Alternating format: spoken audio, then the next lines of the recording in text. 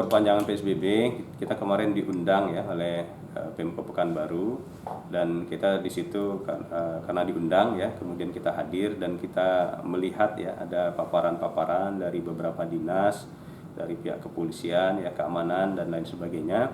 Kita melihat memang pertama untuk perpanjangan PSBB ini harus ada evaluasi yang lebih terintegrasi ya, karena kalau PSBB ini diperpanjang sementara bantuan-bantuan yang kemarin itu belum tuntas, nah itu dulu harus dituntaskan. Harus ada nampak kerja-kerja real pemerintah kita di lapangan, misalnya seperti bantuan. Kemudian harus ada juga kejelasan, ini toko mana yang bisa buka, mana yang tidak boleh buka. Ini sampai sekarang kan masih simpang siur. Makanya kemarin kita kritisi, kita sampaikan bahwa harus ada revisi dari perwako yang ada, karena disinyalir itu kan copy paste dari pergub ya yang sudah ada di Jakarta, karena Jakarta yang mulai duluan mungkin kan. Nah, ini harus direvisi, harus dijelaskan, karena kalau dalam perwako itu kan titik koma itu pun berpengaruh gitu kan terhadap implementasi nanti di lapangan. Nah, ini yang harus pertama diperbaiki, direvisi dulu. Kemudian kemarin pelaksanaannya kita tarik 14 hari yang lalu, ini sekarang tinggal 1 hari ya, hari Jumat ya kalau memang mau diperpanjang. Kita lihat dulu kemarin itu seperti apa, bagaimana pengurangan dari yang ODP ke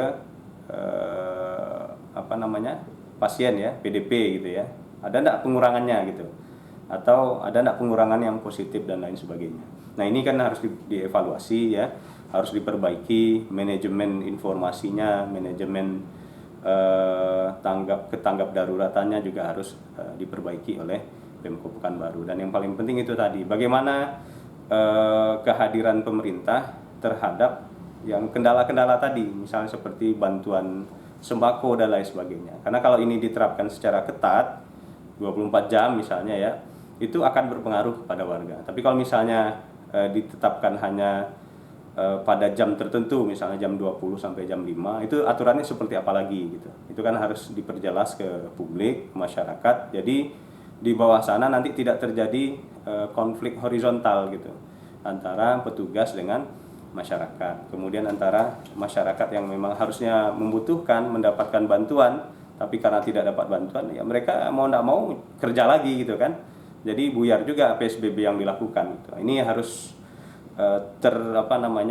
terkoneksi, terintegrasi, dan memang manajemennya harus baik. Ini masukan, saran dan kritik kita kepada pemerintah. Kalau mau dijalankan silahkan, tapi kalau mau juga dihentikan, tidak ada perpanjangan dari PSBB juga monggo juga silahkan gitu ya. Yang penting masyarakat ini terlayani dengan baik, dan aturan-aturan itu tadi ya kita sama-sama lah melalui seluruh stakeholder yang ada untuk bagaimana memutus mata rantai ini. Dan kalau memang PSBB itu jawabannya dan memang setelah dievaluasi ini ada perbaikan ya, kalau mau dijalankan ya silahkan juga gitu. Oh gitu.